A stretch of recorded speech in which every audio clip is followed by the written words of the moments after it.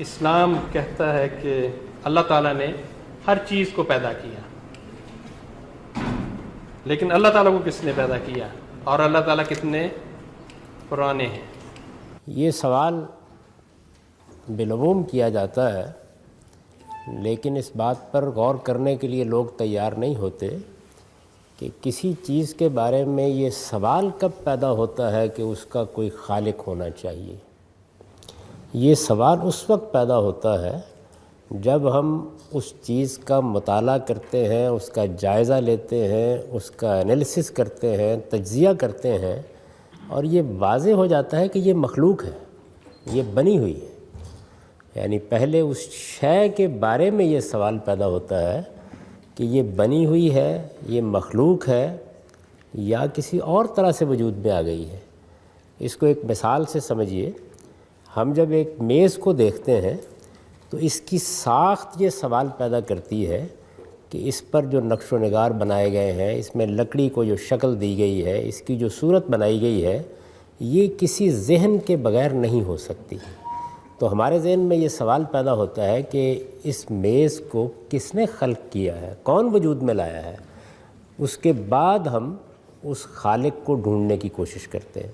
کوئی بتا دیتا ہے کہ کارپینٹر یا نجار اس طرح کی میزیں بناتے ہیں۔ بالکل یہی صورت اس وقت بھی پیش آتی ہے جب ہم ایک لکڑی کو دیکھتے ہیں، کہیں درخت سے کاٹ کے ڈال دی گئی ہے۔ اس کو دیکھنے کے بعد کسی کارپینٹر کے وجود کا سوال نہیں پیدا ہوتا، کیونکہ وہ اپنی ساخت سے بتا رہی ہوتی ہے کہ اس کو انسانی ہاتھ نہیں لگا، اس پر کوئی نقش نگار نہیں بنے، اس کو کوئی خاص صورت نہیں دی گئی۔ تو اس لیے سب سے پہلی چیز جو دیکھنے کی ہے وہ یہ ہے کہ ہم اس کائنات کے بارے میں یا اپنے بارے میں یہ سوال اس لیے کرتے ہیں کہ اس کا کوئی خالق ہونا چاہیے کہ یہ مخلوق نظر آ رہی ہے، یہ بنی ہوئی محسوس ہوتی ہے، اس میں ایک ذہن کار فرما محسوس ہوتا ہے، اس کی معنویت، اس کے اندر موجود اتھاہ گہرائی میں اتری ہوئی ریاضی، اس کا نظم، اس کا ضبط، یہ بتا رہا ہے کہ یہ سب کچھ بنا ہوا ہے۔ تو ہم مجبور ہیں علمی اور عقلی لحاظ سے کہ یہ دیکھیں کہ کیا پھر اس کا خالق کہاں ہے، کہاں پایا جاتا ہے۔ تو پہلے جو میں نے بات واضح کرنے کی کوشش کی وہ یہ ہے کہ پہلے اس شے کو دیکھا جاتا ہے، کیا وہ مخلوق ہے، کیا وہ بنی ہوئی ہے، کیا اس میں وہ صفات ہیں کہ جن کو ہم اس کی ذات سے ایکسپلین نہیں کر سکتے۔ جب کوئی چیز اپنے وجود سے ایکسپلین ہو جاتی ہے تو کبھی ہم یہ سوال نہیں کرتے کہ اس کا کوئی بنانے والا ہونا چاہیے۔ تو جب کسی چیز کو ہم طے کر لیتے ہیں کہ یہ بنی ہوئی ہے، اس وقت اس کا خالق تلاش کرتے ہیں۔ دنیا کا، میرا، آپ کا، کائنات کا خالق اسی لیے تلاش کیا جاتا ہے۔ خالق کو جب ہم ملیں گے اور معلوم ہوگا کہ وہ بھی بنا ہوا ہے تو ضرور اس کا بھی خالق تلاش کریں۔ لیکن اگر یہ معلوم ہوا کہ وہ بنا ہوا نہیں ہے، حقیقت کچھ اور واضح ہو گئی، تو پھر یہ سوال irrelevant ہو جائے گا۔ تو یہ وجہ ہے کہ یوں نہیں کہا جاتا کہ ہر چیز کا ایک خالق ہے، کہا یہ جاتا ہے ہر بنی ہوئی چیز کا ایک خالق ہے، ہر مخلوق کا ایک خالق ہے۔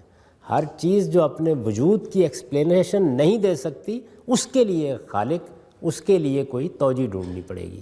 تو پہلے چیز کے بارے میں فیصلہ کیا جاتا ہے، پھر خالق کا سوال پیدا ہوتا ہے۔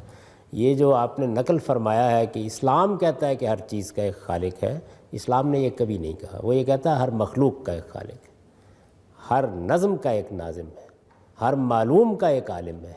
یہ وہ کبھی نہیں کہتا کہ ہر چیز کا ایک خالق ہے۔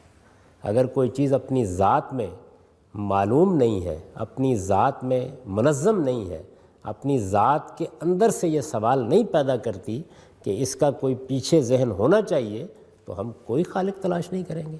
اس دنیا کے بارے میں بھی آپ دیکھیے کہ موجودہ دور میں جو لوگ اس دنیا پر غور کر رہے ہیں وہ کہتے ہیں یہ سیلف ایکسپلینیٹری ہو جائے گی، اس لیے اس کے خالق کی ضرورت نہیں رہے گی۔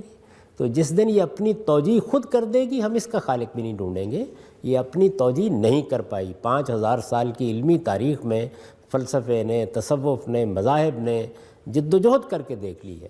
یہ بالکل واضح ہو گیا کہ ہمارا وجود اور یہ کائنات اپنے اندر غیر معمولی ذہن رکھتی ہے، غیر معمولی شعور رکھتی ہے، لیکن اپنے وجود کو ایکسپلین نہیں کر پاتی۔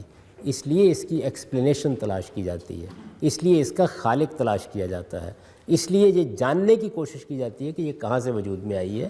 یہ جب اپنے آپ کو خود واضح کر دے گی کوئی اس کو تلاش نہیں کرے گا۔